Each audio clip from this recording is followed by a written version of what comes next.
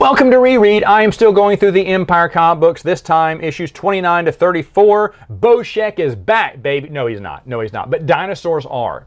A dinosaur race. It opens up to Darth Vader sitting at a dinner table with a bunch of dinosaurs in clothes.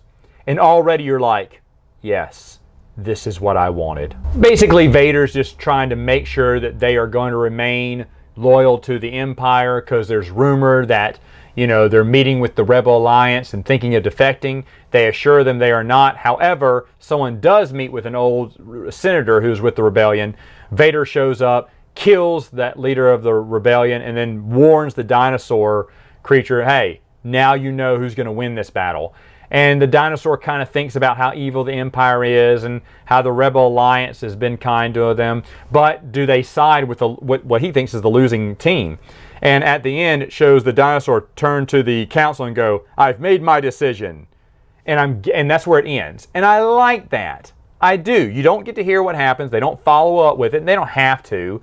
Did he join the Rebel Alliance? Probably. But he could have said, we're staying with the Empire. Because it was pretty cool that dinosaurs and Vader got to sit at the table at the same time. Did someone take a picture of that? I'm going to put that on my HoloNet media. Now that was issue 29. The next one, issues 30 to 34, is a 5-part story arc where the rebellion goes to Jabiim. Ah, Jabiim revisited.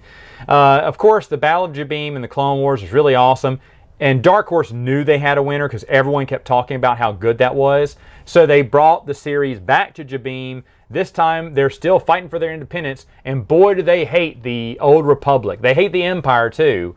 But they're fighting against the man again. Luke Skywalker and the Rebel Alliance go down there. They team up because the Rebel Alliance and the Jabiim people of Jabiim have kind of they feel a kinship toward each other. They don't think they want to join the Rebel Alliance, but they do need help overthrowing their oppressor.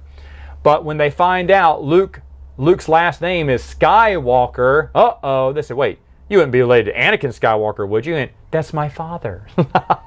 Not a good thing to say. He left them high and dry on the planet and let the Separatists take them over, and they hate the name Anakin Skywalker. So Luke feels like it's up to him to redeem his father's legacy, to give independence to Jabiim.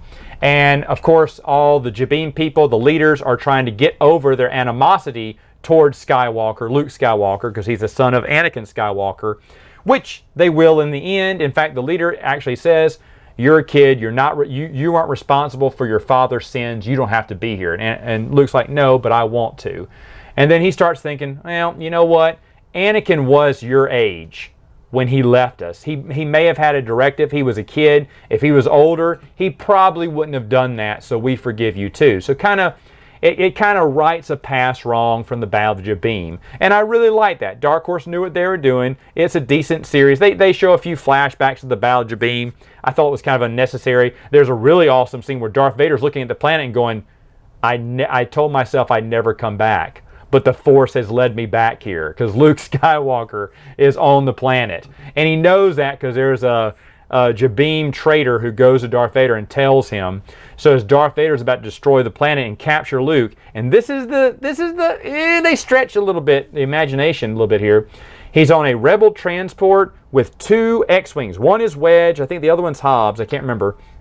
But that's all they have. And there's a whole fleet, several Star Destroyers and TIE Fighters, and Wedge and Hobbs go, you make a break for it, we'll hold them off. And Hobbs goes, we will. And they go, yeah. And then they're all able to safely jump to hyperspace and get away from the Imperial blockade. How? One tiny transport and 2 X-Wings?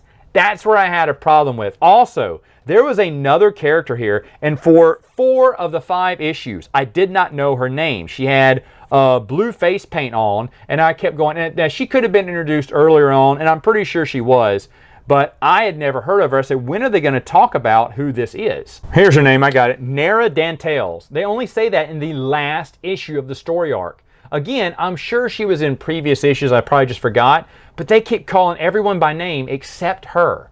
And I was like, when are they going to call her by name? It was in the last issue they did. And she's kind of pointless. I didn't see a point to her. She kind of is supposed to look cool with this like blue eyeshadow everywhere on her face. But she was really just a dumb, worthless character. Overall, this little story arc was nice because we got to revisit Jabim, and Luke got to, redeem his father's past mistake.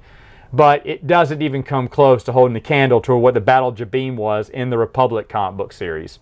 And in a way, I think this is a continuation of that original comic book series. If I want to say, they kept changing title all the time. No, they changed it. It was Dark Times that took over Republic. So anyway, that they revisited in Empire was fun too. All right, folks, that's it for now. See you next time.